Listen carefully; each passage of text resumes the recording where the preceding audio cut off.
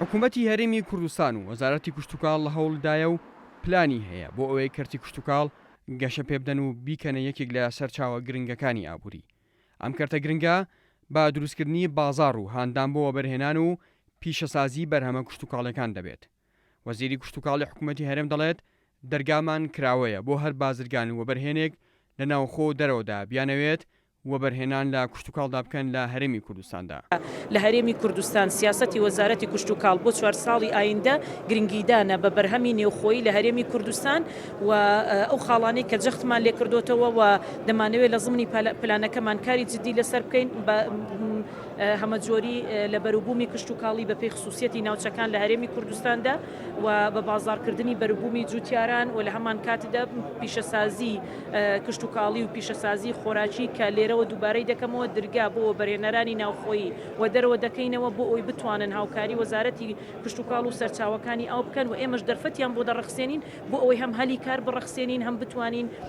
پیشەسازی لە وڵاتەکەماندا بکەینە بنەمایەکی گرنگی ئابووری و سێکتەری کشتتوکاڵ و سەرچاوەکانی ئاوی پەرە پێ بدەین. پسپۆرانی بواری کشتتوکاڵ و کەرتی تایبەت هاوڕان کە دەبێت پاڵپشتی لە جوتیاران و بەرهەمی ناوخۆ بکرێت و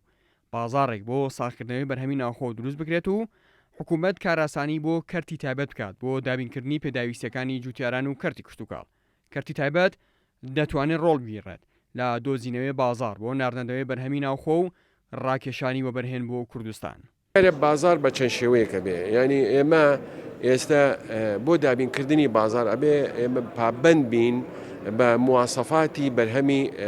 ستاندەردی عالەمی. ئێمە ئێستا لە هەوڵین لەگەڵ وەزارەتی کشتتوکاڵ و شوێنە معنیەکان بۆی بتوانین لە زۆربەی علوەکانە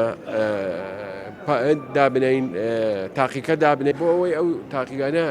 بتوانن فەحسی بەرهەمەکانی خۆمان بکەین بتوانین بەراوردی بکەین لەگەڵ ستانداردی عالەمی و ڕەوانەی دەرەوەی وڵاتی بکەین. ئومێدیش ئەەکەم ئەو ئیرادەیە هەبێت کە حکوومەت بە گشتی بێوەکەتی کشتتوکاڵ ببوژێنێتەوە.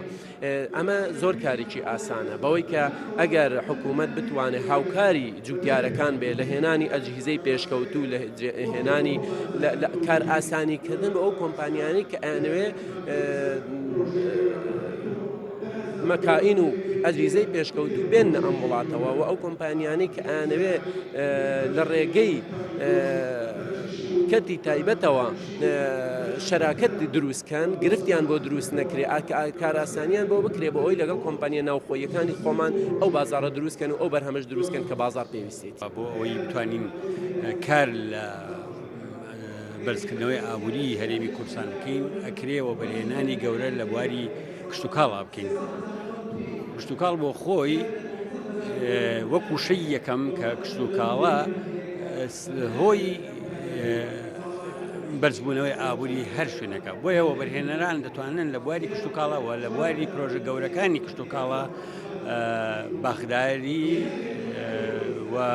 لە قوتونان و پرۆژەی گاوداری و پرۆژەی گەورە و گرنگی زیاتر لەو بابەتانەی کە ئەبێتە هۆی بژاندنەوە و بەرزکردنەوەی ئابووری هەر وڵاتێک. لە ڕابردوودا پشتبەستن بە نەوت وەک تاک سەرچاوی داهاتی حکوومەت دوای کردبوو کەرتە گرنگەکانی تری وەک کشتتوکاڵ پەراویز بخرێن و بکرێنە کەرتێکی پڕ لە قەیران. بەڵام دابەزینی نرخی نەوت و سەرهەڵدانی قەیرانی دارایی بیرکردنەوەی حکوومەتی بە ڕاستی گرنگیدان بە کەرتی کشتتوکاڵ گۆڕی وێستاش ئەم کەرتە و بەرە پێشبردننی و کردنی بە جێگرەوەی نەوت باس و خواسی گەرمی حکوومەتە و جوتیارانیش چاویان لەو بەڵێنانەیە کە دراوە بۆ پاڵپشتیکردنی بەرهەمی ناوخۆ. ئارام عەبدوڵڵا، کورسات نیوز، سلێمانی.